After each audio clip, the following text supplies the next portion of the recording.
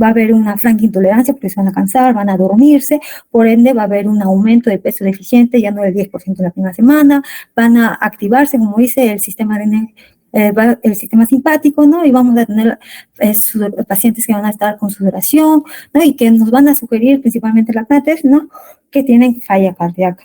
En los niños mayores, en cambio, o adolescentes van a tener lo que es la fatiga, dificultad para respirar, la taquimia, la intolerancia al ejercicio, ¿no? Más que todo vamos a evaluar en función a las actividades que realizan, ¿no?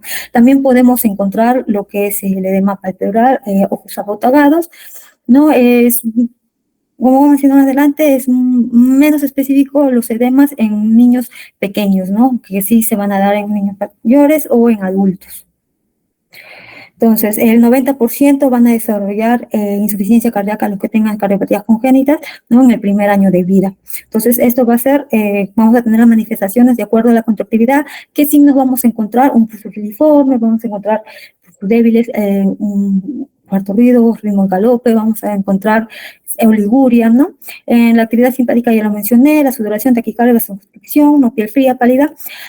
Como signo de congestión pulmonar, vamos a observar la disnea y la taquipnea, que son una de las clínicas más específicas. Lo que vendría a ser la crepitantes y la tos no es muy común en las pacientes lactantes menores, la cianosis y la ortopnea, ¿no? Dependiendo de la severidad, y como signos que van a estar asociados más a síntomas sistémicos, vamos a ver la hepatomegalia, que también es un signo junto con la taquimia muy específico. Sin embargo, no encontrar la hepatomegalia en estos pacientes no es algo que descarte la insuficiencia cardíaca, ya que en las primeras semanas puede estar ausente, ¿no? Y como mencioné, los edemas periféricos en los niños pequeños no es algo que se va a ver a diferencia de la población adulta.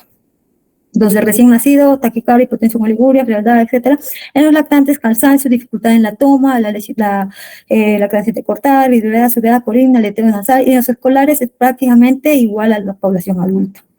Nuestro diagnóstico, principalmente tenemos que hacer un enfoque en función a en la investigación clínica sin recurrir, ¿no? A lo que vendría a ser pruebas invasivas, no solamente un enfoque clínico. Y esto lo vamos a dar en dos pasos.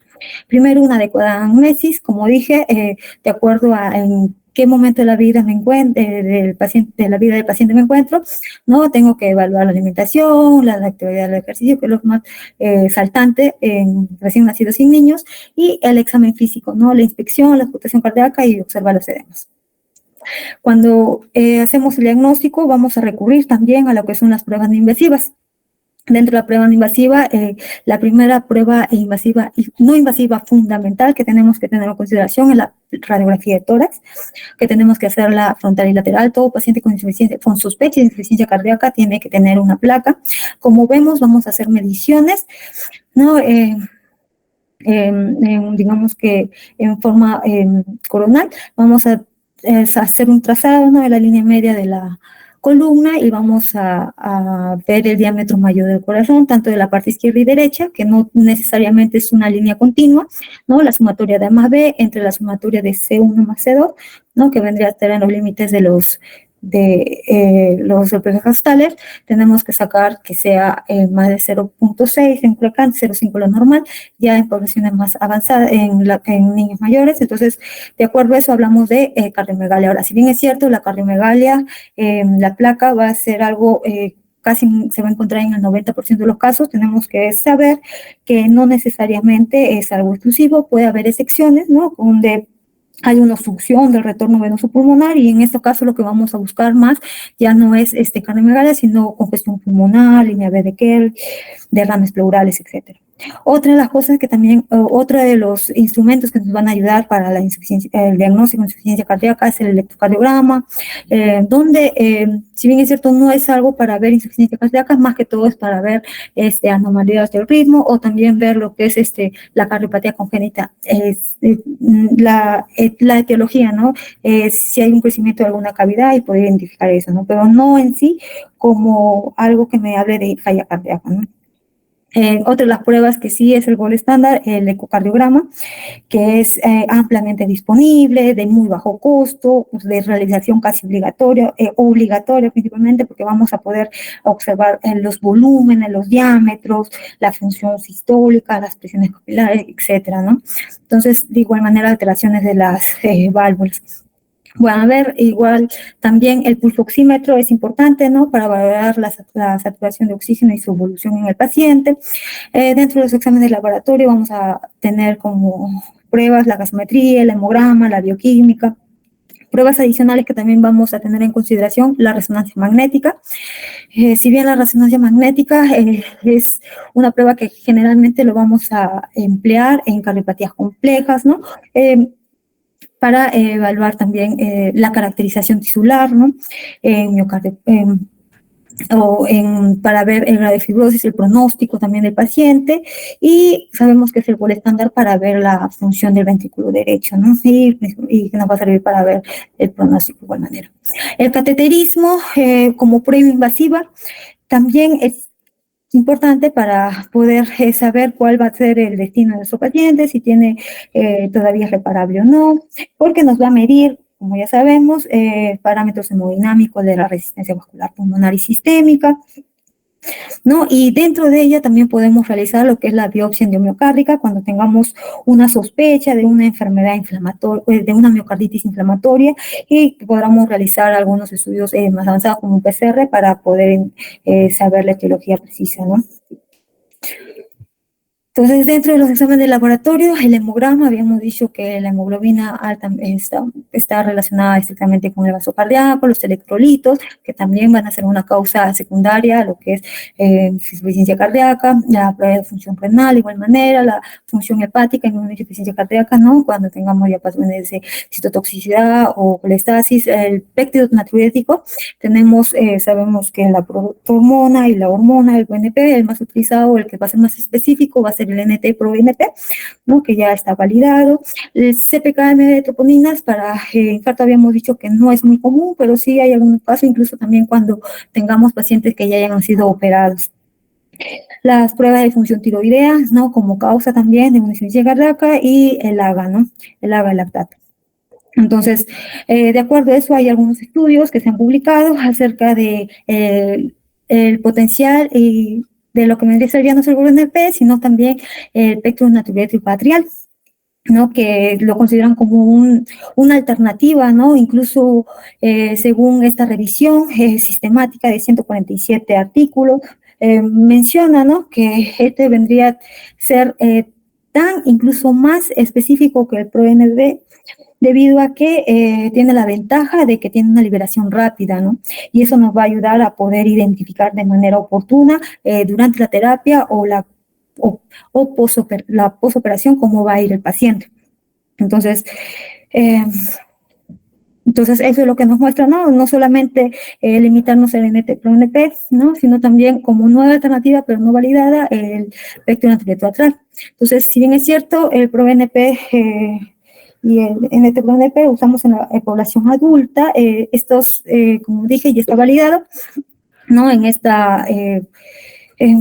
estos nuevos marcadores de falla cardíaca que es presentado, vamos a ver que en el 2022 ya se hace un consolidado, ¿no? Donde nos muestra los valores, ¿no? Que vamos a tener de referencia en la población pediátrica. Entonces, el ProNP anteriormente no estaba validado debido a que en las primeras semanas de vida estaba elevado, muy elevado, y no podría ser fiable. De todas maneras, no habían grandes consensos. Sin embargo, actualmente ya se han hecho los puntos de corte, como vemos aquí en el cuadro. En la población pediátrica de 0 a 1 año vamos a tener en consideración que va a ser normal hasta un valor de 3.569 nanogramos por litro, y en una población ya de 1 a 19 años vemos que ya es casi similar el punto de corte a la población adulta, en menos de 178, para hablar del punto de corte de insuficiencia cardíaca crónica.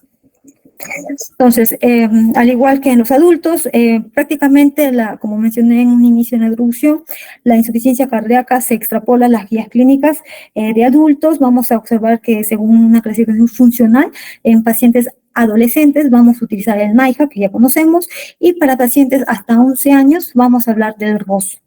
la escala RUS modificada.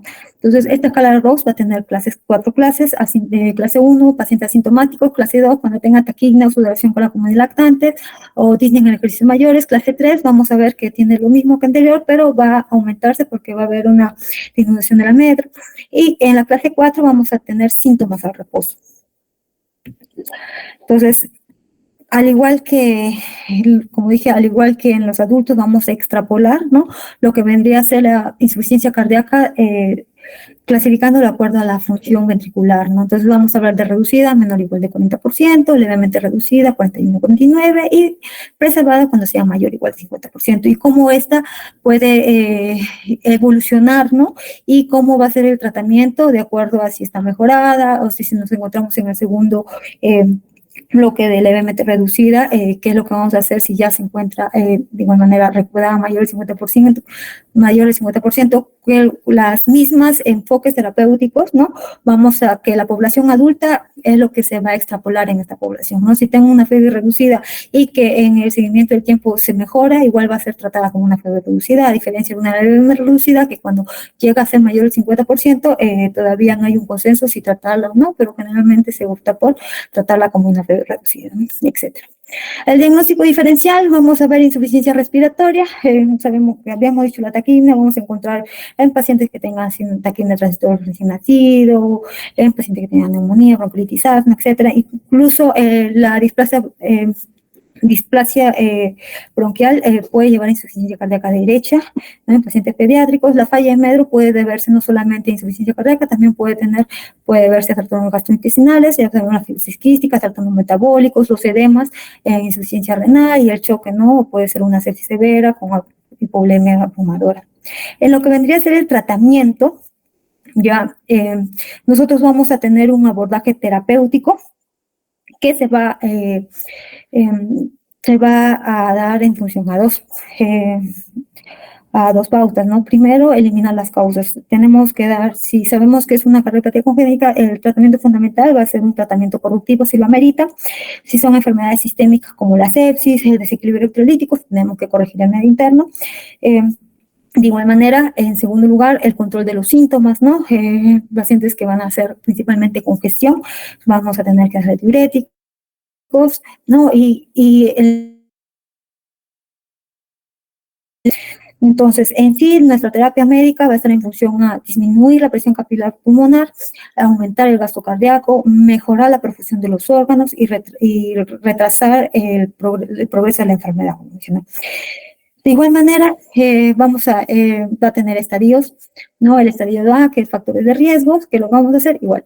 Vigilar factores de riesgo. Si estamos frente a un paciente que ya tiene cambios estructurales sin síntomas, estadio B, va a ser, dependiendo, ¿no?, si a medida de corrección temprana, controles semestrales, ¿no?, para ver si desarrolla síntomas, y si ya tiene síntomas como estadio C, iniciar el tratamiento estándar de acuerdo a si nos encontramos a una causa descompensante, o si está descompensado o no. Si está en proceso agudo, si va a necesitar estabilización del estado hemodinámico con infusión de diuréticos o uso de inotrópicos, o si ya se encuentra en un estadio final, ¿no?, donde vamos a dar paso, ¿no?, a la cirugía de trasplante o dispositiva de asistencia ventricular por destino. Entonces, nuestras medidas generales. Es importante en estos pacientes hablar de un apoyo general para mejorar los síntomas congestivos y el apoyo nutricional, ¿no?, ya que tenemos que saber que en los lactantes es importante tener un aumento calórico inicialmente. Entonces, en los lactantes, el soporte se habla de 150 kilocalorías kilogramo día, se tiene que hablar de dieta con suplementos, con aminoácidos esenciales. Esos pacientes que van a tener una disminución, ¿no?, por el cansancio no de comer, no se habla de abundancia, sino que comidas pequeñas y frecuentes, ¿no?, a que sea solamente una y abundante. En los niños y adolescentes se sugiere en proteínas de 1.2 a 1.5, de igual manera corrección si hubiese algún tipo de deficiencia de algunos aminoácidos, carnitina, si necesita oxígeno, de igual manera solamente cuando sea mayor del 90. Cuando sea menor del 90% de la saturación de oxígeno, debe haber suplemento. No está indicado en pacientes que tienen una cardiopatía congénita cianótica, a menos que sí haya un síndrome de Zimmer en la parte secundaria.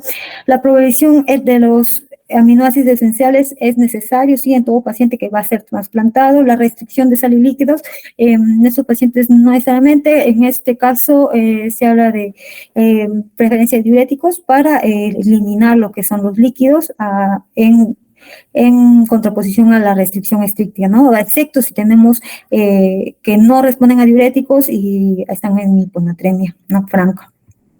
Entonces, vamos a tener dos tipos, ¿no? La insuficiencia, vamos a clasificar la insuficiencia cardíaca aguda e insuficiencia cardíaca crónica. La insuficiencia cardíaca aguda no va a ser frecuente en el niño, generalmente se va a asociar cuando hay una miocarditis, no habíamos dicho que incluso puede ser fulminante viral, o en las posoperatorias de cardiopatías que ya están corregidas. Entonces, en estos casos vamos a mantener la permeabilidad de las vías aéreas, ¿no? Vamos a hacer el ABC, si es que precisara intubación, vamos a tener que mantener el estado hemodinámico, vamos a hacer uso de inotrópicos, diuréticos, reposición de electrolitos y carbonatos cuando hay una citosis franca, la adrenalina como alternativa a la dopamina. Y también vamos a ver que en los últimos años se ha agregado, al igual que en la población adulta, el levosimendan, ¿no? Los oxidadores de los elementos de calcio, por su efecto vasodilatador sistémico y pulmonar, ¿no? Entonces también vamos a tener, se puede hacer uso de lo que vendría a ser los dispositivos de asistencia ventricular, los ECMOs, ¿no? La terapia de resinoclinización cardíaca, que vamos a ver más adelante. Entonces, ¿cuáles son las dosis sugeridas de las catecolaminas que vamos a emplear? Acá podemos observar la epinefrina, el isoprotenerol, dobutamina y dopamina. La epinefrina, ¿no? De 0.1 a 1 microgramo por kilominuto intravenoso, ¿no? Con su principal efecto secundario, hipotensión, y que en general todas las catecolaminas nos van a llevar a las arritmias, ¿no? La dobutamina y la dopamina, mayor efecto inotrópico va a tener la dopamina y tiene el efecto añadido de que nos va a dar una vasodilatación, ¿no? Entonces, es lo que más vamos a utilizar epinefrina y dopamina, ¿no? A diferencia de la población adulta que utilizamos más la dobutamina, ¿no? Y acá vemos cuáles van a ser sus puntos de corte para el efecto que nosotros estamos deseando. En función a los agentes diuréticos, tenemos los diuréticos tecidoicos, que en esta población ya no son de mucho uso, ¿no? La hidroclorotiazida se dejó de lado, ¿no? Que van a ejercer su acción en el tubo proximal y distal, no se utilizan. Tenemos los diuréticos de asa, que sí son algo estándar, ¿no? La furosemida, la LASIK, intravenoso 1 miligramo kilo día, y si lo vamos a pasar a vía oral, ¿no? Su equivalente de 2 a 3 miligramos kilo día, fraccionada en 2 a 3 dosis, ¿no? Y de igual manera tenemos que tener en consideración sus efectos deleterios como ototoxicidad. De igual manera, en los pacientes que tengan ductus, ¿no? Si nosotros queremos mantener un ductus, tenemos que tener en consideración que la furosemida va a ser algo beneficioso, ya que va a estimular, ¿no? Va a estimular el aumento, ¿no? La prostaglandina, para que éste se mantenga permeable. Los antagonistas de la aldosterona, vamos a tener la espironolactona, ¿no? De manera oral, 1 a 3 miligramos kilo día, fraccionada en 2 a 3 dosis. Esta espironolactona tenemos que tener en consideración que no podemos darlo junto con un YECA, ¿no? Porque vamos a dar una hipercalemia. Y bueno, su acción ya sabemos, ¿no? Al igual que la aldosterona. Y vemos también otra de las tablas que nos muestran es el uso de la digoxina, ¿no? Como en función a qué edad se encuentre, si estamos frente a un recién nacido prematuro, neonatos, menos de 2 años, cuál va a ser su dosis. Sabemos que este medicamento tiene un efecto inotrópico positivo, panotrópico negativo, ¿no? Que va a tener vamos a tener que tener un control, ¿no? Electrocardiográfico, más que todo para ver sus reacciones adversas, que vamos a ver en la siguiente diapo, ¿no? Y en función a la insuficiencia cardíaca aguda, nos dan una ruta de manejo, ¿no? Este consenso que les acabo de la guía de Colombia del 2017. Entonces vemos que inicialmente en una insuficiencia cardíaca aguda de 24 a 48 horas, como fase de rescate, dependiendo cómo se encuentre el paciente, vamos a dar uso de inotrópicos, vasodilatadores, diuréticos intravenosos, si necesita o no intubación. ¿no? Y vamos a tener en consideración los indicadores no laboratoriales como el lactato, creatinina, los gases, el ProNP, cómo es el trabajo respiratorio, si hay tiraje, si no hay tiraje. Entonces, vamos a tener dos rutas, una fase de estabilización, una fase de escalamiento. Cuando estamos, el paciente empieza a estabilizarse, en 7 a 14 días nosotros podemos cambiar nuestro diurético endovenoso a diurético oral o cambiar un vasodilatador intravenoso por un YECA, ¿no? Ya que no vamos a estar con tanta congestión. Y de todas maneras dijimos que en las medidas generales el soporte nutricional siempre tiene que estar de la mano y ver, ¿no?, si el paciente necesita anticoagulante o no, y en fase, con lo contrario, nuestro paciente está en una fase de escalamiento, con un empeoramiento de la clase funcional, ¿no?, y con un aumento de inotrópicos, ¿no?, y eso nos va a dar en función a si aumenta o no aumenta, se deteriora la función renal, aumenta el lactato, el BNP, o pro-BNP empieza a incrementarse, etcétera. Entonces vamos a ver si nuestra ruta es trasplante o no, o si se estabiliza, ¿no?, vamos a dar un tratamiento ya dependiendo cómo se encuentra en Safevi, el mismo protocolo estándar que damos en los pacientes adultos, ¿no? Entonces, acá nuevamente otro esquema, ¿no?, de tratamiento. Vemos, ¿no?, si estoy con sospecha de un ductus, se presenta de manera de nuevo una falla cardíaca de nuevo en edades tempranas, depende del ductus, vamos a tener que dar, estimular, ¿no?, que el ductus permanezca, ¿no?, con infusión de prostaglandinas o la colocación de un stent. Si empeora, vamos a ver, o si no requiere el soporte, ¿no?, con diuréticos, inotrópicos, ver el estado hemodinámico, si empeora va a ir a tratamiento, a dispositivo, o si el paciente ya mejora, determina la etiología recién ahí y ver si es una patología congénita, si es una miocarditis, ¿no?, si va a requerir tratamiento médico o si va a requerir intervencionismo. Entonces, eso es con respecto a la insuficiencia cardíaca aguda, pero en función a la insuficiencia cardíaca crónica, nosotros también vamos a tener el esquema de manejo, como dije, es muy similar al esquema de los adultos, pero con la diferente posología, ¿no? Entonces vamos a utilizar de igual manera los diuréticos para reducir la precarga, vamos a tener cardiotónicos, la digoxina, ¿no? Para reducir la poscarga principalmente los YECA, mejorar el oxígeno, vamos a tener que tener un control de la anemia, optimizar la nutrición, el remodelado, ¿no?, evitar las fibras con los YECA beta bloqueantes. Entonces, principalmente es reducir, mejorar los síntomas, disminuir la mortalidad y enlentecer, ¿no?, la progresión de la insuficiencia cardíaca. Entonces, los YECA que ya sabemos cómo funcionan, tenemos el captopril y el enalapril, más el captopril, que vamos a poder monitorizarlo cada 8 horas, de 0.5 a 6 miligramos kilo día. Los ARA2 también como un análogo, ¿no?, para disminuir el remodelado ventricular. Los diuréticos, habíamos dicho los 3 tipos, de tiacidas antagonistas, de los más utilizados, el equivalente, ¿no?, en vía oral, o si requiriera vía endovenosa, y los tiacidas que no utilizamos, las A, ¿no?, ahí vemos que sí, también con su efecto para inhibir la fibrosis miocárdica, y tenemos de 0.5 a 2 miligramos kilo cada 12 horas que vamos a utilizar en función para reducir la precarga. Y la digoxina, que es en controversia, igual que en los adultos, se ha encontrado, sí, algunos estudios que hablan de mejora de síntomas, ¿no? Pero se tiene que hacer un seguimiento, es lo más frecuente, es muy utilizado en pediatría y es lo que vamos a tener que hacer primero una dosis de impregnación, como vemos aquí, y también podemos utilizar vías análogas en vía intramuscular intravenosa, ¿no?, donde vamos a utilizar las 2/3 partes de la vía oral, y tenemos que hacer un seguimiento continuo electrocardiográfico, ¿no? Como dijo, vamos a tener bloqueo, vamos a tener bradicardias, vamos a tener PR corto, vamos a tener ingeniería de CT, entonces vamos a tener que, más que un control sérico de la digoxina, es más un control electrocardiográfico. Los beta bloqueantes, también el carvedilol y metoprolol, han demostrado, ¿no?, una mejoría significativa. En cuanto a la función sistólica y diastólica, tenemos el propanolol de 1.2 miligramos kilogramos cada día, cada 8 horas, el carvedilol y el metoprolol, lo más como análogo del carvedilol, el metoprolol, y vamos a ver que más utilizamos el propanolol, ¿no? De igual manera es fraccionado. En función a los ARNI, que es lo que está aprobado en la población adulta, también ha sido aprobado en la población pediátrica en octubre de 2019, ¿no? La FDA aprobó esto en función al a un estudio análogo que vendría a ser el Paradigm, al igual que hizo la comparación, ¿no?, del inhibidor angiotensina de la angiotensina neuropecina con el enalapril. Se hizo el Panorama, ¿no?, pero en población pediátrica de 0 a 21 años, donde encontraron que con la misma consideración, ¿no?, en FEBI reducida, que tengan una clase funcional 2-4, sea NIHO-ROS,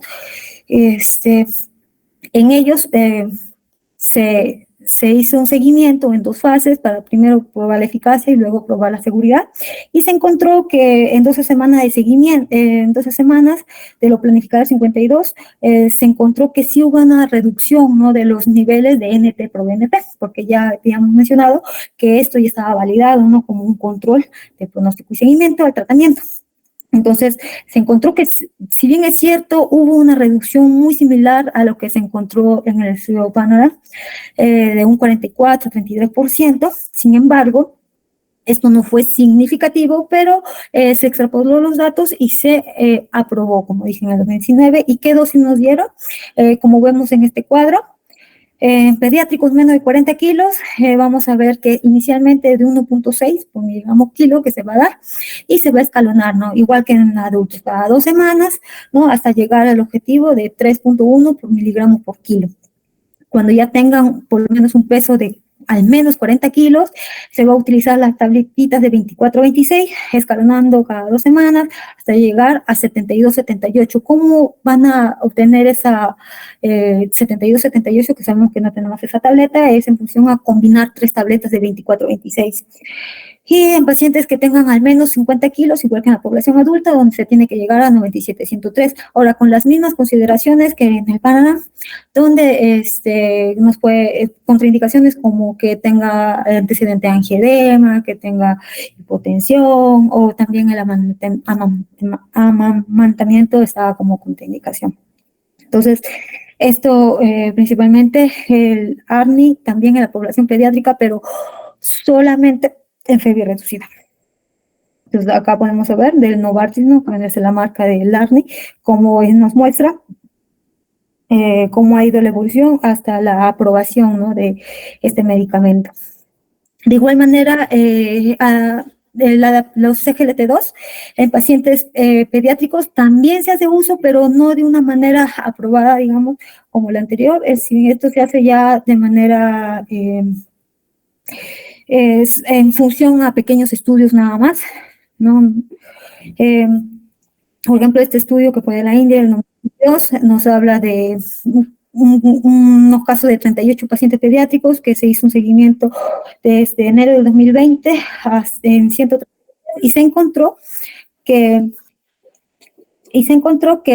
sí hubo o sea, en pacientes con FEBI reducida, se encontró igual manera que en el anterior, que hubo una reducción del NT-proBNP, que hubo una mejoría de la sintomatología, una mejoría de las hospitalizaciones, no hubo efectos adversos en función a la hipoglicemia, hipovolemia sintomática. Lo que sí, de igual manera, hubo las infecciones urinarias, sí, presentes. Sin embargo, la tasa de población es pequeña, son, como dije, pequeños estudios solamente. Todavía no hay un consenso así global que nos indique que la dapaglifosina se pueda agregar como un tratamiento médico de fondo, porque en función, si bien es cierto, fue significativo, sí, pero estos pacientes, estos 38 pacientes, recibían los 4 medicamentos, ¿no?, incluido el ARNI. Entonces, como que no, todavía está un poco sesgado. ¿Qué dosis se utilizaban? Hasta, en promedio, contraposición a una población adulta de 10 miligramos, iban de 2.5 en promedio 7.5 miligramos es lo que se daba. Como pacientes más grandes a 10 miligramos, ¿no?, porque estábamos hablando de 1 a 22 años. Otra de las cosas que tenemos que entender en insuficiencia cardíaca es la terapia que se utiliza en pacientes que tengan cardiomiopatía dilatada. Habíamos dicho que de las cardiopatías, de las miocardiopatías, la dilatada idiopática es la más frecuente. Entonces nos hablan de qué tratamientos se utilizan en estos casos. La terapia base va a ser la misma: beta bloqueadores, los IECA y los antagonistas de la aldosterona. Vamos a ver que cuando tengamos una disfunción del ventrículo, función del ventrículo derecho o disfunción local con QRS, dependiendo de la duración, ¿no? Entonces lo vamos a subdividir en grupos. Si estamos frente a una función ventricular derecha preservada, entonces nosotros podemos hacer lo que se habla de el banding pulmonar. Cuando tengamos un QRS, esto de los QRS va a ser importante para la terapia de resincronización cardíaca. Que vamos a ver que como un adelanto, ¿no? A diferencia de una población adulta, no vamos a encontrar los mismos criterios, no se van a extrapolar, ¿no? Porque no vamos a tener un QRS ancho, ¿no? Que sea más de 120, 150, generalmente son cortos o normales, y lo más frecuente es la afectación del ventrículo derecho en esta población pediátrica. Entonces, esto va a hacer que prácticamente la terapia de sincronización cardíaca sea en función ya no tanto basado en los parámetros de la población adulta, sino más que todo en estudios electrofisiológicos. También si encontramos una falla biventricular, ¿no? O una disfunción local, hablamos de la terapia celular, ¿no? Se habla se habla de las células madre de la médula, que son que generalmente son también pequeños estudios que no han demostrado, tiene resultados controversiales, ¿no? Que también se han dado que también se han efectivizado en personas adultas, pero todavía no hay nada alentador, pero sí se postula en función a la gran capacidad de los pacientes pediátricos de una reparación, ¿no? Estas generalmente encontrada así en función al síndrome de Alcapa, ¿no? Después de una corrección hay una reconstrucción prácticamente fisiológica, ¿no? De estos pacientes. Entonces, solamente se está dejando como una terapia para mayores investigaciones en este grupo, ¿no? Cuando tengamos una cardiometría dilatada con una disfunción local o ventricular para dar acceso a esta terapia, ¿no? Y el tratamiento no farmacológico también, estos pacientes pueden llevar a marcapasos y desfibriladores, ¿no? Cuando tengamos bloqueo AB tercer grado, bradicardia, ¿no? Igual, ya sabemos que en bloqueo AB tercer grado completo no es más, va a depender, ¿no? De los síntomas, de los síntomas, no tanto de tener o no indicación primaria, ¿no? El desfibrilador implantable también va a estar recomendado cuando tengan tengan taquicardias ventriculares documentadas, síntomas, o sea, sean o pacientes operados de tetrografía Fallot que tengan fibrosis importante, dice. Los dispositivos de asistencia ventricular también va a ser importante, como lo mencioné adelante, van a ser utilizados, ¿no? En pacientes que tengan una inestabilidad hemodinámica importante, el ECMO, los dispositivos de asistencia ventricular y la terapia de resincronización, ya lo mencioné. Pues es una herramienta poderosa, sí, pero vamos a ver que no son las mismas pautas, ¿no? Que las adaptadas de los adultos, ¿no? ¿Cuáles son los predictores independientes que nos van a decir que este paciente no va a ir bien? Más que todo es la miocardiopatía dilatada idiopática y que tenga inicialmente una clase funcional ya avanzada, más de 2. Y ya por último, el trasplante cardíaco, que va a ser la terapia de elección e insuficiencia cardíaca en su fase terminal, ¿no? Que prácticamente los pacientes que han sido trasplantados a los 5 y 10 años va a tener una mortalidad incluso todavía es alta, ¿no? El 90, 80, 60 respectivamente. ¿Qué vamos a tener en cuenta para estos pacientes? Prácticamente son los mismos criterios que tenemos, son los criterios que tenemos, ¿no? En falla cardíaca avanzada, y las contraindicaciones van a ser las neoplasias malignas recientes recurrentes, las infecciones graves, las enfermedades sistémicas o que tengan una mortalidad menos de 1 año, enfermedades genéticas ya irreparables, etc. Y bueno, disculpe doctor, eso sería todo. Gracias.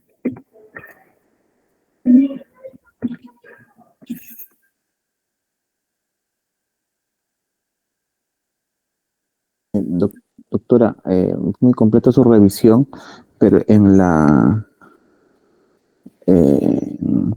el sílabus habíamos puesto que también le correspondía hacer una revisión breve de crisis hipóxica. Sí, Doc, yo me había confundido, solamente vi insuficiencia cardíaca y como me centré en eso, no me había dado cuenta, disculpe, de que estaba esa partecita. Si quiere lo puedo resumir en 5 diapos para la próxima exposición, Doc. No me había dado cuenta. Está bien, no se preocupe, doctora, está muy bien. Sí, quedaremos atentos a esa exposición. Muy buena exposición la que nos ha hecho. Algunos puntos que comentarles, nada más, porque muchas cosas que agregar no tengo. Diferenciar básicamente la insuficiencia cardíaca del niño de la del adulto. En el niño, la principal causa de insuficiencia cardíaca es una cardiopatía congénita, ¿ya? Entonces, el tratamiento específico es la cirugía correctora si es que la tiene. Desafortunadamente, no todas las patologías cardíacas pediátricas tienen tratamiento corrector. Un gran grupo tiene un tratamiento paliativo y entonces el resto del manejo es tratamiento médico. Entonces, por otro lado, respecto a los medicamentos que nos ha mencionado, sí, efectivamente, nuestra base, nuestros pilares en el manejo son los diuréticos. Es cierto que la hidroclorotiazida tiene menos uso que la furosemida, pero existen escenarios muy, muy específicos en los cuales su indicación es precisa. Eso lo vamos a ver ya en el transcurso del curso. Por otro lado, la restricción hídrica que se recomendaba en algún momento ya no debería hacerse. Ustedes, si es que revisan una literatura de hace algunos años, decían líquidos o agua de 120 mililitros por kilogramo. En la actualidad preferimos darle los medicamentos a dosis plena, es decir, subir lo máximo que tolere la medicación y recién, si es que no hay una respuesta adecuada, intentar la restricción hídrica. ¿Y esto con qué intención? Pues con la intención de que el paciente no se desnutra. Lamentablemente, un paciente con restricción hídrica no va a poder recibir las calorías necesarias. O sea, no le puedo dar mucha leche concentrada, porque eso le causa problemas gastrointestinales. La densidad de la leche o del alimento en general tiene que ser adecuada para que pueda absorberse. Por lo tanto, si yo le doy menos líquido del que debería recibir por la edad, le voy a dar menos calorías y este paciente nunca va a ganar peso, nunca va a crecer. Por lo tanto, estoy yendo en contra de mi manejo cardiológico. Respecto a los nuevos medicamentos, es cierto, existen nuevos medicamentos, incluso el Vericiguat está en estudio. No se ha demostrado que sea efectivo en niños. ¿Por qué? Porque nuevamente repito, la principal causa son las cardiopatías congénitas. En este caso, el tratamiento es el corrector. Entonces, estos medicamentos que nos han mencionado, los nuevos medicamentos, pues quedarían para los pacientes con una insuficiencia cardíaca por una enfermedad que no tiene un tratamiento quirúrgico. Y está bien que lo mencione porque eso lo vamos a ver actualmente y de ahora en adelante en mayor cantidad. Por otro lado, bueno, yo creo que la clasificación que nos ha mencionado de Arroz la clasificación de la insuficiencia cardíaca es la adecuada. No se olviden, existe una clasificación de 4 estadios de la insuficiencia cardíaca en niños. El 1, que es el asintomático o muy poco sintomático. El 4, que es el muy sintomático, el que se cansa estando en reposo. Y el 2 y el 3, que serían los pacientes que tienen una clínica pues mediana, de mediana intensidad. ¿Cómo diferencio el 2 y el 3? Pues por la repercusión en el peso. O sea, si yo tengo un paciente con insuficiencia cardíaca y tiene repercusión en el peso, es decir, no gana peso, es grado 3. Si tiene signos de insuficiencia cardíaca, pero el peso está normal, grado 2. Y con eso se acabó el asunto. Muchachos, pasamos al siguiente tema.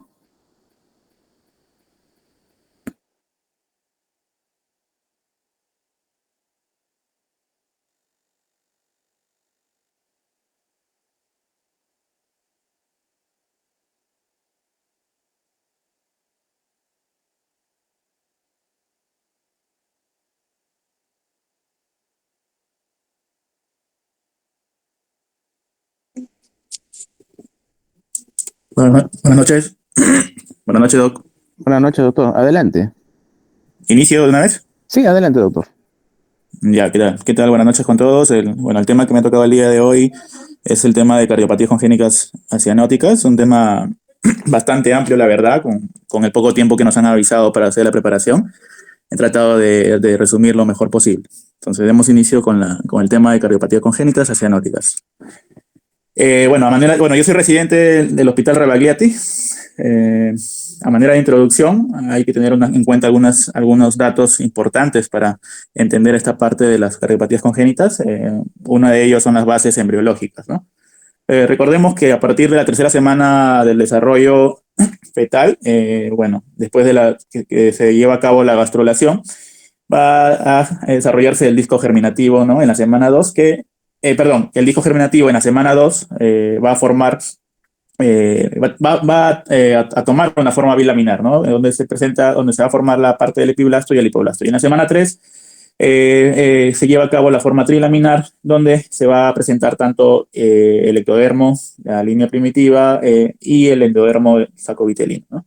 Es en esta tercera semana donde ocurre la gastrulación y se van a formar todas las capas germinales, ¿no? ¿Y por qué es importante eso? Porque una vez formadas estas capas germinales, a partir del mesodermo, a partir del día 18, específicamente desde los islotes de Wolf y Pander, se va a llevar a cabo la vasculogénesis, ¿no? Y viene a ser el inicio del desarrollo del sistema cardiovascular. Específicamente del mesodermo, como pueden observar aquí en la parte inferior del mesodermo lateral, ¿no? Vamos a poner acá un ratito. Acá el mesodermo lateral.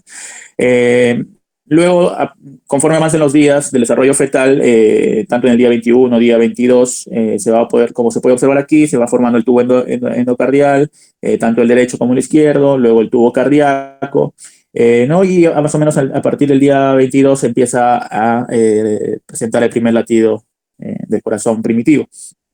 ¿Ya? Un ratito.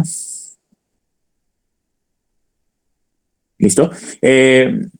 Otro dato importante aquí es que una vez formado el tubo cardíaco único, también van a haber algunas estructuras, como vienen a ser los arcos aórticos, de importancia, relevancia en este tema, ya que a partir del sexto arco aórtico se forma una estructura que sirve de conexión entre la aorta descendente y la arteria pulmonar, lo que viene a ser el ducto arterioso, y también aparecen otras estructuras como los cojinetes endocárdicos, que van a dar origen tanto al tabique interauricular, la parte superior del cojinete, y la parte inferior al tabique interventricular, ¿no? Y bueno, cuando hay una alteración a este nivel, se pueden generar malformaciones a nivel del septum interauricular o del septum interventricular. Por lo tanto, todo esto forma parte de la cardiogénesis, ¿no? Seguimos en el día 23, día 28, y esta cardiogénesis se puede simplificar, ¿no? Tanto en una torsión cardíaca, una aceptación de las cámaras, una formación del tracto de salida y el desarrollo vascular. Y todo ello, a manera de resumen, va a llevar en el feto a formar el sistema cardiovascular y, en forma de resumen, una circulación en paralelo, ¿no? Y esto, ¿a qué se refiere? A que van a existir chance, ¿no?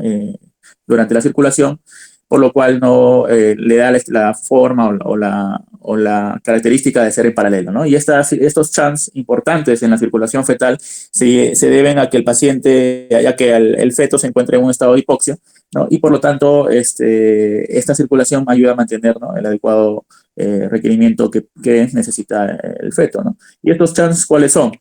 Podemos observar aquí, vamos a poner acá. Un chance es el ductus arterioso, que está por acá, el ductus venoso, que está por acá, y el foramen oval, ¿no? Esos son los tres chances principales que se presentan, ¿no? En la circulación fetal, y que básicamente están dados, como le mencioné, por el estado de hipoxia, por el aumento de las resistencias a nivel de resistencias pulmonares, y una disminución de las resistencias sistémicas, ¿no? Una vez el bebé nace, esta resistencia se invierte debido al estado de oxigenación que presenta el recién nacido, y estos chans se cierran, pues, ¿no? Y acá, justamente estoy mencionando en la parte de abajo cómo se cierran estos chans, convirtiendo la circulación en paralelo en una circulación continua. Por ejemplo, el ductus arterioso tiene un cierre funcional en los primeros días de vida y un cierre anatómico hasta el primer año de vida, ¿no? El foramen oval tiene un cierre funcional también y queda como un remanente anatómico llamado como la fosa ovalis. Incluso un 20% de los pacientes ya adultos todavía persiste con el foramen oval, ¿no? Y el ductus venoso se oblitera después del ductus arterioso y se convierte en el ligamento venoso, ¿no? Ese es el orden con cual se cierra, primero el ductus, luego el foramen y luego el ductus venoso. Entonces, ya esa es la parte de los conceptos de embriología. Luego, otros conceptos básicos en cuanto a términos. Es importante recordar que dentro de las anomalías congénitas se puede definir, pueden existir, ¿no? Malformaciones, deformaciones, disrupciones y displasias, ¿no? Y a su vez, dentro de las anomalías, las malformaciones ocurren por desarrollo intrínseco anormal, la deformación por mecanismo intrauterino extrínseco, la disrupción por un desarrollo vascular anormal y la displasia por organización celular anormal, ¿no? Entonces, dentro de las anomalías congénitas tenemos las malformaciones. ¿Y por qué lo menciono? Porque justamente, antes de mencionar las malformaciones, recordemos que si hablamos más de dos anomalías, el término adecuado sería llamar un patrón. Y, por ejemplo, tenemos, ¿no? Y dentro de los patrones tenemos los síndromes, las secuencias, los defectos y las asociaciones, ¿no? Por ejemplo, la secuencia de Potter, la secuencia de Prombelli y la asociación de Bacter. Eso es en cuanto a la unión de más de una anomalía. Pero si es que dentro de las anomalías vemos la clasificación de las malformaciones o utilizamos o vemos las patologías que corresponden a las malformaciones, es decir, a una anomalía por desarrollo intrínseco anormal, vamos a ver que las cardiopatías congénitas vienen a ser las malformaciones congénitas más frecuentes. Y en segundo lugar tenemos los defectos del tubo neural. Es por eso la relevancia, ¿no? También este tema es porque viene a ser la malformación congénita más frecuente dentro de las anomalías congénitas. En cuanto a la epidemiología, como hemos mencionado, el desarrollo del corazón prácticamente inicia desde el día 18, ¿no? Con el primordio, ¿no? Cardíaco.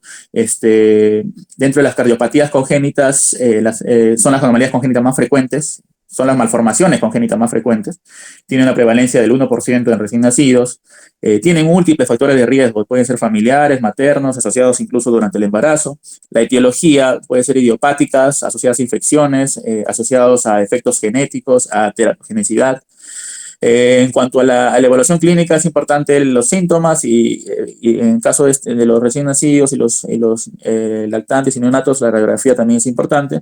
El screening con la saturación de oxígeno es importante en los recién nacidos, pero el diagnóstico gold estándar no deja de ser la ecocardiografía, ¿no? El cateterismo cardíaco en algunos casos es importante para medir la hipertensión pulmonar y en algunos de ellos también como forma de tratamiento percutáneo. El manejo, por lo tanto, va a ser médico y quirúrgico. Así también, otro punto importante es la reincidencia, ¿no? La probabilidad que una mujer tenga como segundo hijo, que haya tenido una cardiopatía congénita de primero, tiene una probabilidad de aumente un 3%, ¿no? Pero un 97% es que en el segundo hijo no necesariamente va a tener la misma cardiopatía congénita. Y el 44% se asocia a otras malformaciones, ¿no? Es por eso que si es que sospechamos o diagnosticamos una cardiopatía congénita, no hay que buscar siempre otras malformaciones asociadas. Como les mencioné en el primer punto de la epidemiología, suelen tener múltiples factores de riesgos, ya están descritos, por ejemplo, la prematuridad, la multiparidad, infecciones intrauterinas, factores maternos como la preeclampsia, la diabetes, la hipertensión, la obesidad, la edad materna avanzada, el alcoholismo, ¿no? Así también hay otros factores de riesgo como por ejemplo la historia familiar, pues, ¿no? De cardiopatía congénita. Eso es en cuanto a los factores de riesgo. Y uno de ellos conocido, ¿no? Por ejemplo, la infección de la rubiola congénita, ¿no? Dentro de su tetra de Greg, por ejemplo, encontramos ahí la persistencia del conducto arterioso, ¿no? Aparte de la catarata y la microcefalia. Y dentro de los desórdenes genéticos, por ejemplo, tenemos el síndrome de Down, trisomía 21, tenemos el DiGeorge, tenemos el síndrome de Marfan asociado con dilatación del anillo aórtico, ¿no? Disección aneurismática, el síndrome de Noonan asociado, ¿no? a un CIA, a una estenosis aórtica, la enfermedad de Pompe asociados a cardiopatías. Entonces hay diferentes también etiologías, como les mencioné al inicio, que pueden estar asociadas a cardiopatías congénitas.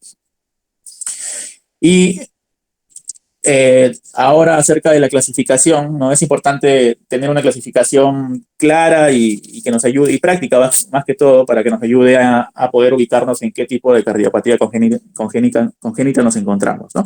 Entonces, cuando pensamos en una clasificación de las cardiopatías congénitas, vamos a encontrar en la bibliografía muchas clasificaciones, ¿no? Por flujo pulmonar aumentado, por flujo pulmonar disminuido, si son críticas o no críticas, si son simples, complejas, o si son potencialmente críticas, ¿no? Pero la clasificación clínico-fisiológica es al parecer la más simple de entender y la más utilizada, que clasifica las cardiopatías congénitas como cianóticas y acianóticas, ¿no?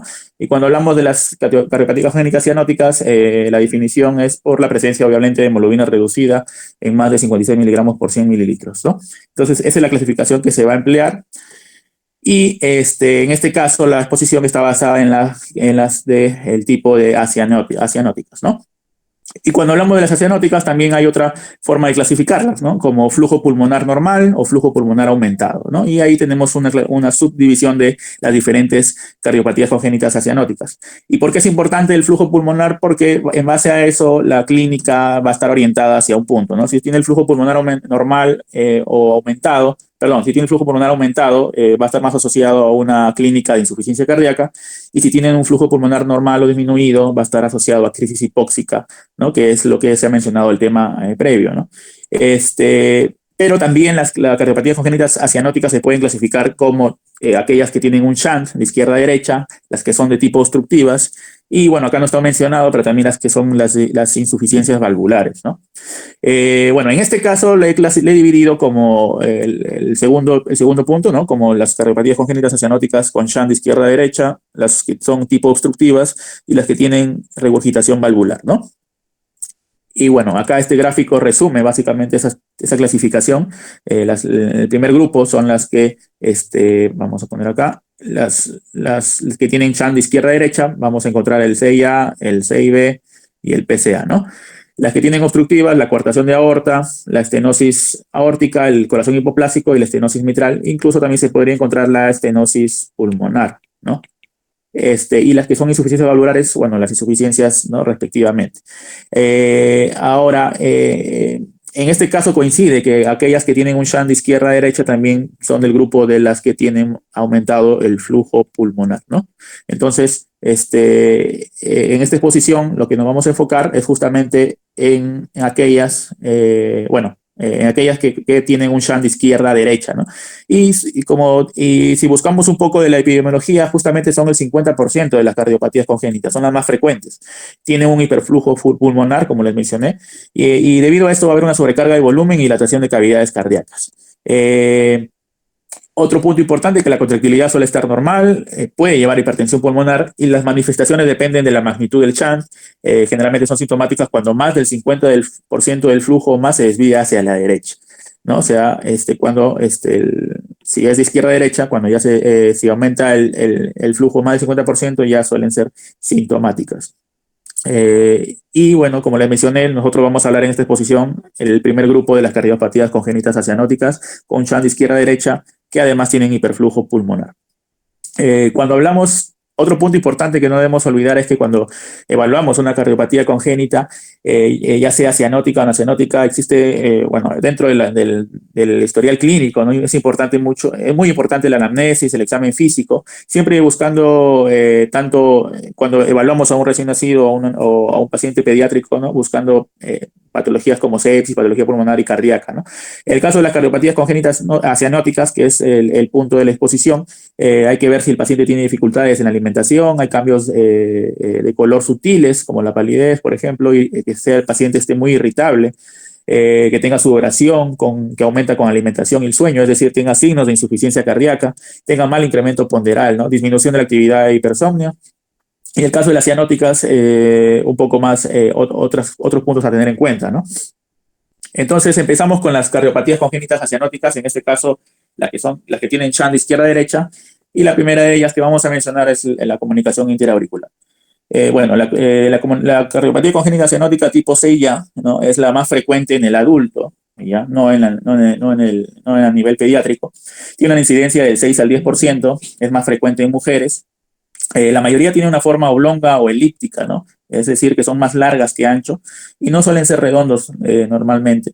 eso es raro, y relativamente suele, no es que sea más frecuente, más bien no es infrecuente encontrar más de un CIA en un paciente, ¿no?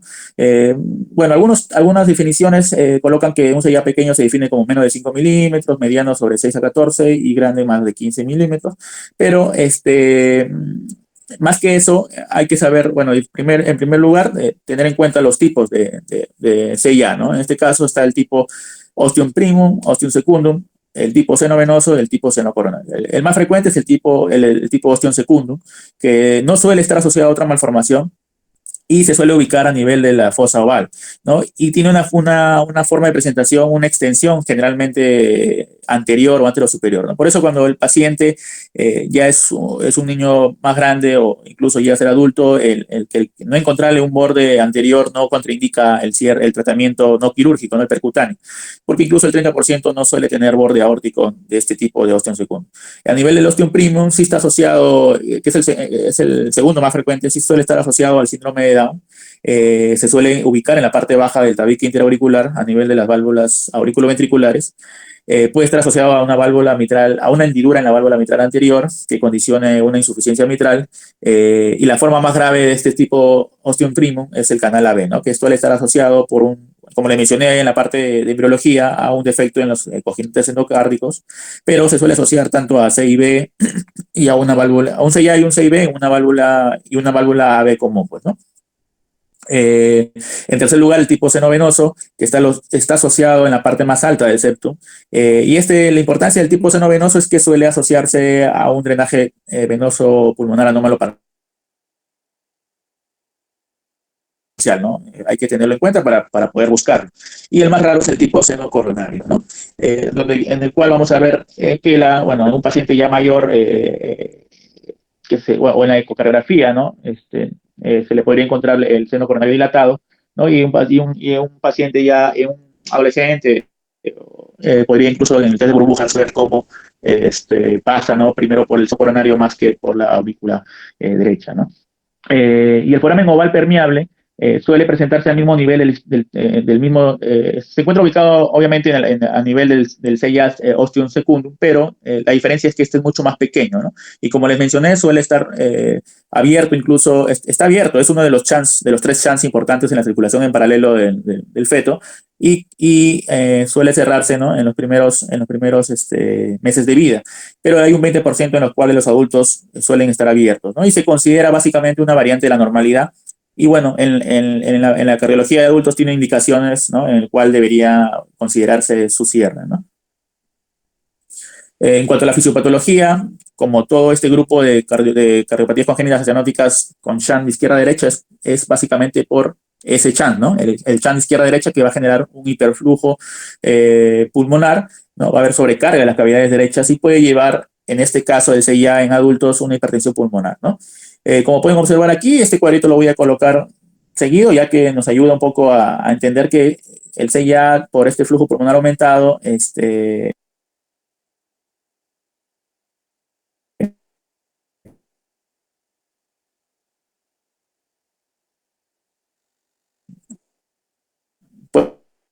puede llevar una hipertensión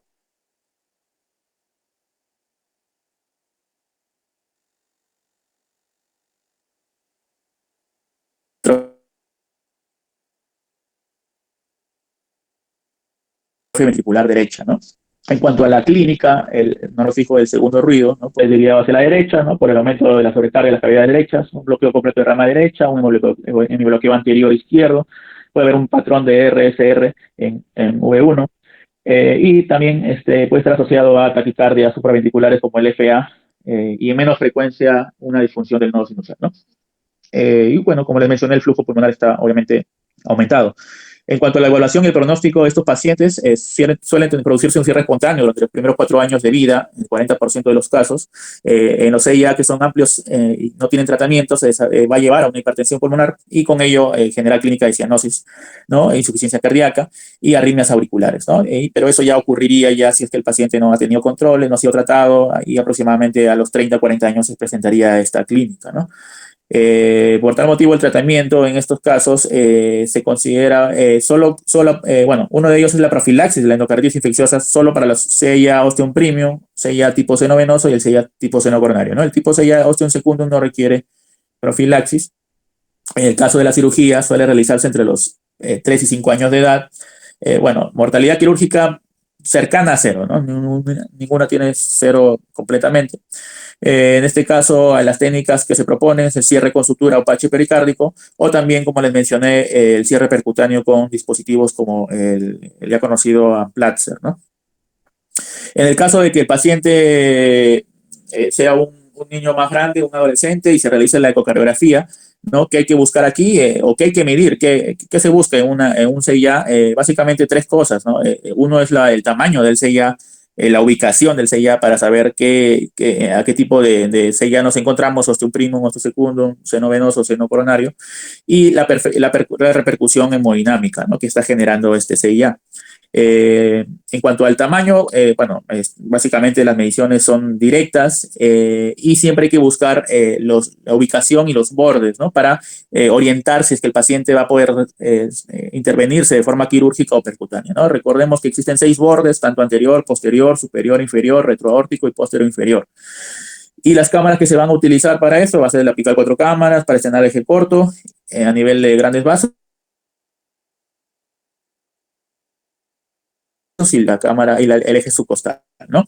Y como les mencioné, la repercusión hemodinámica es importante también buscarla, sobre todo, bueno, lo que se llama, lo que se busca es la relación del QT-QS, ¿no? Para un poco también orientarnos en cuanto a la repercusión hemodinámica, ¿no?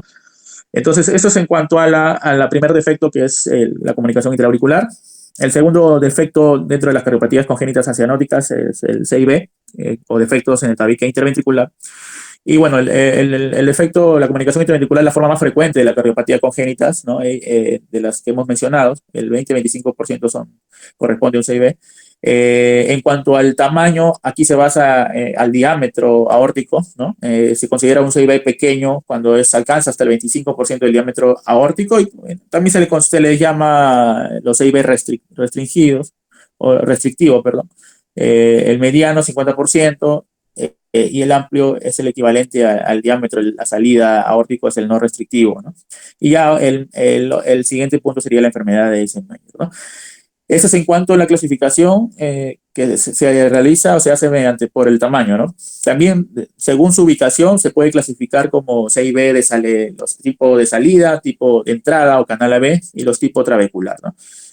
Aquí lo importante tener en cuenta, de todas maneras, también va a ser el tipo de CIB en el cual nos estamos encontrando, el cual presenta el paciente. Aquí esta imagen representativa, ¿no? Por ejemplo, pueden observar que los tipos de CIB tipo de salida encontramos tanto el perimembranoso, el infracristal y el supracristal. Luego también encontramos los de entrada, también llamados de canal AB, y el trabecular, o también llamado muscular, ¿no? Entonces, cuando queremos, ¿no?, más o menos ubicar dónde ocurre este defecto del tabique interventricular, si ponemos una imagen a nivel de la válvula aórtica, ¿no? Por lo que podría llamarse un eje corto a nivel de grandes vasos, si lo vemos en ecocardiografía, vamos a ver que los defectos del septum interventricular tipo perimembranoso, que es el más frecuente, se ubicaría aproximadamente, si lo simulamos como si fuera un reloj, estaría ubicado aproximadamente a las 10 horas, ¿no? Si lo ubicamos a las 12 horas, el defecto podría referirse o podría corresponder, perdón, a un defecto CIB tipo infracristal, y si nos encontramos más a las 2 horas, podría corresponder a un defecto de tipo supracristal, ¿no? Estos tres corresponden a los tipos CIB de tipo de salida, ¿no? El más frecuente, como les mencioné, es el perimembranoso. La mayoría, menos mal, cierran solos, pero sin embargo, bueno, cuando cierran solos, generalmente es por el velo septal de la tricúspide que lo cierra, o la misma válvula sigmoidea de la aorta, ¿no? Y acá hay que tener en cuenta que cuando el defecto del CIB tipo perimembranoso es muy grande, hay que siempre buscar una anomalía a nivel del cono truncal, o si es que también tiene algún problema en el prolapso, una alteración en las valvas de la aorta, ¿no? Suele estar asociado también a prolapsos valvulares de los velos de la aorta y generar una insuficiencia aórtica, ¿no? En cuanto al infracristal, ahí lo que, bueno, aquí no, bueno, no hay mucho más que mencionar, es poco frecuente, el supracristal también 5%. En el caso del supracristal, también llamado infundibular o subpulmonar, todos se tienen que operar, debido a que aquí las presiones del VI pasan directamente a la arteria pulmonar, ¿no? Y por lo tanto suelen ser los más sintomáticos, y por lo tanto sí, todos deben ser operados, ¿no? Cuando ubicamos el corazón en una vista más apical, ¿no? Vamos a poder ubicar los defectos de tipo trabecular o muscular, que es lo que está de coloreado rojo, que tienen, bueno, una incidencia más o menos del 15%, la mayoría también cierran solos. En el caso de los tipos muscular, siempre hay que buscar una coartación aórtica asociada, ¿no? Otra malformación congénita cianótica, pero de tipo obstructiva, entonces también suele estar asociado, ¿no? El CIB tipo de entrada, que es poco frecuente, 1%, suele estar a nivel posterior, en el origen de las válvulas auriculoventriculares, y como les mencioné, bueno, se puede asociar a un CIA y a lo que se le llama el canal AB, ¿no? El defecto del canal AB, y que también suelen presentarse en pacientes con síndrome de Down, ¿no? En cuanto a la fisiopatología, es similar, ¿no? Todo ocurre por el channel izquierda-derecha, pero depende mucho también del tamaño del defecto, ¿no? Cuando el defecto el chan es pequeño, habitualmente no produce tantas alteraciones hemodinámicas. En los de mediano tamaño ya se produce una sobrecarga de volumen tanto de aurícula izquierda y ventrículo izquierdo, pero no, todavía aún no hay una repercusión a nivel del ventrículo derecho. Y cuando los defectos ya son grandes, clasificados, como le mencioné al inicio, dependiendo del porcentaje del anillo aórtico, ya va a haber una sobrecarga de presión y de volumen tanto en la aurícula izquierda, ventrículo izquierdo y también en el ventrículo derecho, ¿no? Y este hiperflujo al territorio pulmonar a largo plazo va a llevar a una hipertensión pulmonar y a una clínica de cianosis, ¿no? Lo que conocemos como la inversión del cortocircuito, conocido como el síndrome de Eisenmenger, ¿no? Igualmente, le coloco esta misma diapositiva, básicamente para mencionar que tanto el CIB como el PCA que vamos a mencionar después puede presentar una hipertrofia ventricular izquierda, ¿no? Y también una derecha, ¿no? A diferencia del CIA, que solo suele presentar una hipertrofia ventricular derecha. Estando dentro del mismo grupo de las patologías, de las cardiopatías con flujo pulmonar aumentado. En cuanto a la clínica, también depende mucho del tamaño del efecto, como les mencioné, las pequeñas suelen ser asintomáticas, el paciente pediátrico suele tener un crecimiento y desarrollo normal, las medianas pueden haber retraso en el desarrollo y crecimientos, puede presentar disnea en el esfuerzo, va a presentar infecciones pulmonares repetitivas y puede presentar clínica de insuficiencia cardíaca, ¿no? Por el aumento del flujo pulmonar. Y la enfermedad de Eisenmenger, ya el paciente va a presentar cianosis progresiva y disneas a mínimos esfuerzos. En cuanto al examen físico, va a haber un soplo de regurgitación holosistólico audible en el borde paresternal izquierdo.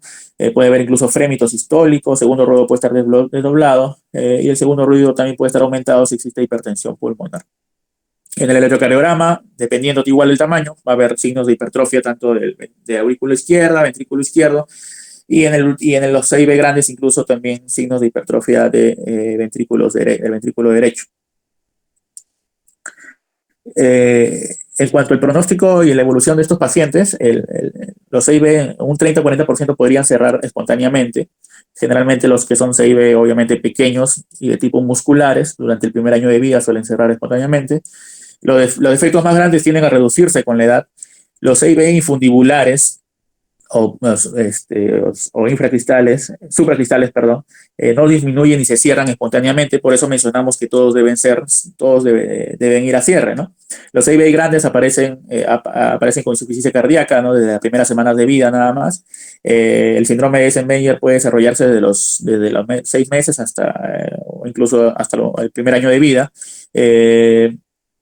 Y la endocarditis infecciosa, bueno, es gracias a Dios poca frecuente, sin embargo, sí requiere profilaxis, ¿no? Para la endocarditis. El tratamiento médico es guiado justamente a la clínica de insuficiencia cardíaca, ¿no? Y bueno, la higiene dental adecuada y la profilaxis de endocarditis infecciosa. En cuanto al cierre quirúrgico, puede haber un cierre tanto, bueno, el cierre, perdón, puede ser tanto quirúrgico o también puede ser incluso percutáneo, ¿no?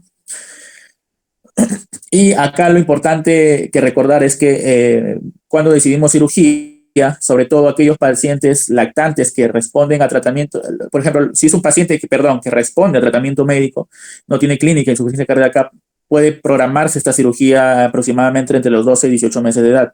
Si el paciente es asintomático, pero tiene un CIB mediano, puede operarse a los 2 a 4 años de edad. Si el paciente es asintomático con CIB pequeño, puede ser controlado cada 6 a 12 meses durante la edad pediátrica y luego trasladarse a cardiología de adultos para una cirugía posterior, ¿no? Contraindicaciones en cuanto a la cirugía es básicamente aumento de las resistencias, de la relación de la resistencia vascular pulmonar con la resistencia vascular sistémica mayor o igual a 0.5, o básicamente tener el síndrome de Eisenmenger con el cortocircuito invertido, ¿no? De derecha a izquierda predominantemente. Eso es en cuanto al segundo defecto dentro de las cardiopatía congénitas acianóticas. El siguiente es la persistencia del conducto arterioso, o PCA. Dentro de este grupo de las cardiopatías congénitas acianóticas con shunt izquierda-derecha, ¿no? El PCA suele ser más frecuente en prematuros. En cuanto al tamaño, lo consideran pequeño cuando es menor de 3 milímetros, mediano de 4 a 6 y grande de más de 6 milímetros. La fisiopatología va a ser similar, se produce un cortocircuito de izquierda a derecha, igual también va a depender mucho del diámetro y la longitud del ductus y la resistencia vascular pulmonar. Si persiste abierto, como hemos mencionado al inicio, este ductus deriva del sexto arco aórtico y suele cerrarse, tiene un cierre funcional los primeros días de vida y un cierre anatómico casi al terminar el primer año de vida. Pero si persiste después de este tiempo y no se corrige, puede llevar también a una hipertensión pulmonar y generar lo que hemos visto en los casos anteriores, invertir el shunt ya de derecha a izquierda, ¿no? Igualmente les coloco este mismo gráfico porque la fisiopatología va a ser similar y puede llevar incluso a aumento de las presiones y volúmenes en las cavidades tanto izquierda y con el pasar del tiempo las cavidades derechas, ¿no? La clínica también depende mucho de su tamaño, ¿no? Un ductus arterioso persistente pequeño suele no presentar mucha sintomatología, un mediano amplio puede presentarse como un cuadro de insuficiencia cardíaca a partir de la segunda semana de vida, que ya debería tener un cierre funcional, ¿no? Asimismo, podría presentar neumonías a repetición, pulso periférico saltón, ¿no? También conocido como pulso Zeller, una presión diferencial amplia. A la auscultación vamos a encontrar el soplo continuo o de maquinaria de Gibson en el borde parasternal izquierdo superior o infraclavicular izquierdo, ¿no? Y cuando ya hay hipertensión pulmonar, el soplo deja de ser continuo y se convierte en un soplo sistodiastólico por aumento del segundo ruido.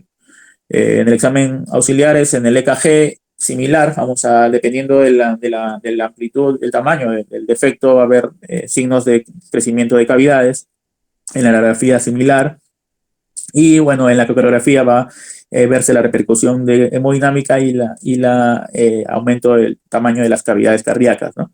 En la radiografía, por ejemplo, en el lado izquierdo vamos a ver una radiografía perteneciente a un lactante en el cual se ve un aumento del circuito pulmonar, ¿no? Va a haber signos de hiperflujo pulmonar debido a la presencia de un PCA que tiene el paciente. Y en el lado derecho va a haber, es una radiografía de un paciente con síndrome de Eisenmenger, en el cual lo característico es que a diferencia de la primera radiografía, en este caso no se va a ver tanto hiperflujo pulmonar, sino va a haber una zona en el cual se interrumpe la densidad de manera repentina, ¿no? Lo que se conoce como la imagen de árbol podado, ¿no?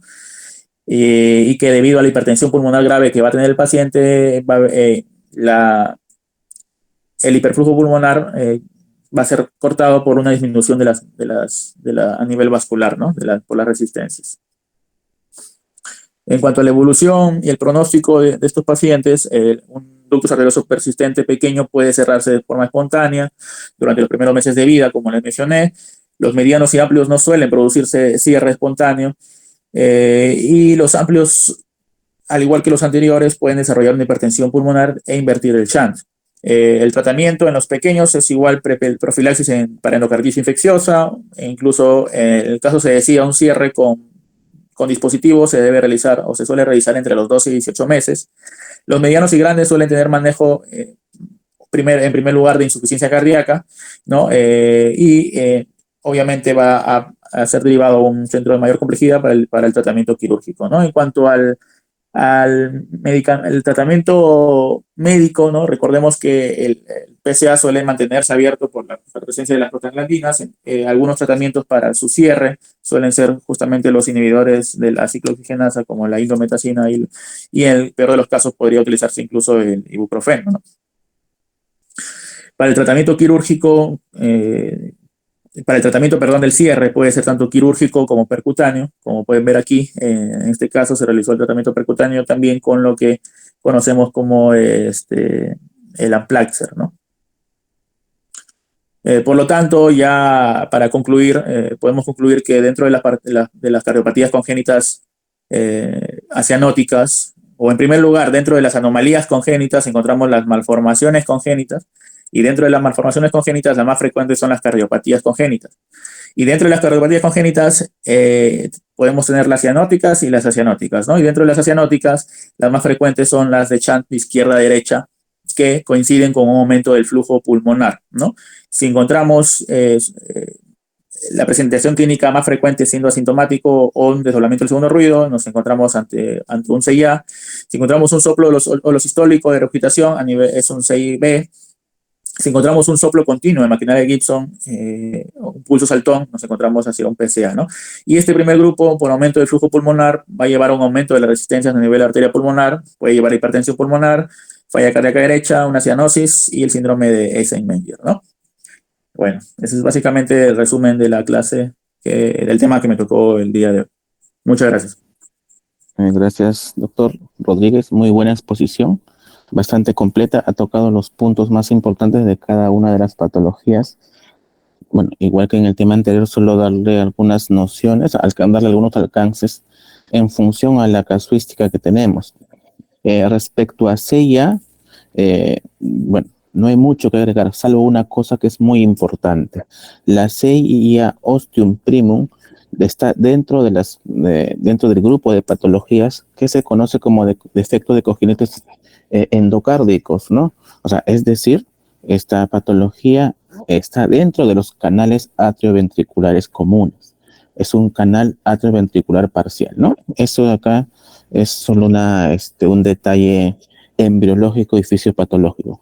El resto está totalmente correcto. Respecto a los CIBs, sí es cierto, los más frecuentes son los perimembranosos. Desafortunadamente son los que menos se cierran espontáneamente. Los que más se cierran espontáneamente son los CIB musculares. Y es en función a esto que se presume que la incidencia de cardiopatías congénitas es mayor. Según la literatura, van desde 8 a 12, bueno, a 8 a 10 recién nacidos vivos de cada 1000 que tienen una cardiopatía. Pero según los últimos estudios realizados en países europeos, este número puede ser mayor, puede llegar a 12, incluso hasta 14. ¿Y por qué se está incrementando? Porque se está haciendo una mejor evaluación y un mejor análisis de los pacientes. Y se ha visto que este número se incrementa por la presencia de CIBs musculares que se cierran espontáneamente durante los primeros meses de vida. O sea, si haríamos una ecocardiografía a todos los neonatos, probablemente encontremos una mayor cantidad de CIBs musculares que afortunadamente se cierran de manera espontánea. Respecto a la clasificación, es correcta. Ya no se suele usar el término de infracristal o supracristal, pero está bien ponerlo en las diapositivas. Básicamente los supracristales son subpulmonares y sí, todos deben ser cerrados, así sean pequeños. Más que por la sintomatología, es por el compromiso que pueden ejercer sobre la válvula aórtica. Es decir, si yo tengo un defecto interventricular, si es grande, ni vuelta que darle, tengo que cerrarlo porque es sintomático. Pero si es pequeño, tengo que ver la ubicación. Si es pequeño y tiene la ubicación, es subaórtica o subpulmonar, me va a alterar la función aórtica sobre todo, y va a producir mi regurgitación aórtica. Por lo tanto, así este defecto sea de 1 o 2 milímetros, pero me está produciendo regurgitación aórtica, tengo que cerrarlo, sí o sí. La profilaxis antibiótica sí está recomendada en todos estos casos. Y respecto a PCA, sí, que está muy bien lo que me ha comentado. Respecto a la clasificación de grande, mediano o pequeño, pues eso también varía en función al grupo del que estamos estudiando. Si tenemos un paciente prematuro, consideramos grande o pequeño, mejor dicho, cuando esto está por debajo de 1.5 milímetros. Si es bueno, hay otra literatura que dice que es 1.4 milímetros por kilogramo. O sea, ¿esto qué quiere decir? Pues si tengo un paciente de 2 kilogramos, el punto de corte para decir que es un PCA pequeño sería 2.8. Respecto al tratamiento, sí. En niños, en prematuros y neonatos, podemos usar indometacina, no la tenemos acá en Perú, pero tenemos ibuprofeno y tenemos paracetamol, que es un medicamento que puede ayudar al cierre farmacológico del ductus. Y justamente acá está algo que les comentaba en la exposición anterior, el uso de la hidroclorotiazida. La furosemida es un excelente diurético, pero dentro de sus efectos tiene la producción de prostaglandinas a nivel renal. Por lo tanto, si yo estoy cerrando un ductus con paracetamol, con ibuprofeno, y manejo la insuficiencia cardíaca con furosemida, pues estoy creando un efecto ambiguo. Estoy cerrando con un medicamento y abriéndolo con la furosemida, porque me produce prostaglandinas y las prostaglandinas me abre el ductus. Así que esta vendría a ser la indicación precisa de la hidroclorotiazida. Hay que entender bien este comentario. O sea, no es que la hidroclorotiazida no esté totalmente aprobada en neonatos. O sea, si ustedes revisan la farmacología de este medicamento, dice no debería usarse. Pero si nos basamos en los criterios clínicos o los efectos que produce la medicación, sería la única indicación donde sí está permitida, ¿no? Porque produce, o mejor dicho, no produce prostaglandinas a nivel renal. Respecto pues al manejo, sí, existe manejo médico, perdón, manejo percutáneo, manejo quirúrgico, bueno, y depende del equipo que se disponga en cada hospital, ¿no? Se prefiere en la actualidad el manejo percutáneo, si es que disponemos de material, de sala de angiografía y del personal entrenado, ¿no? ¿Tienen alguna pregunta?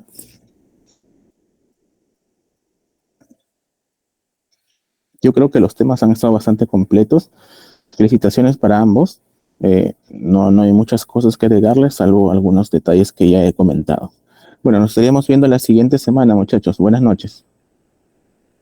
Buenas noches, doctor. Hasta luego. Buenas noches, doctor. Gracias. Gracias, doctor.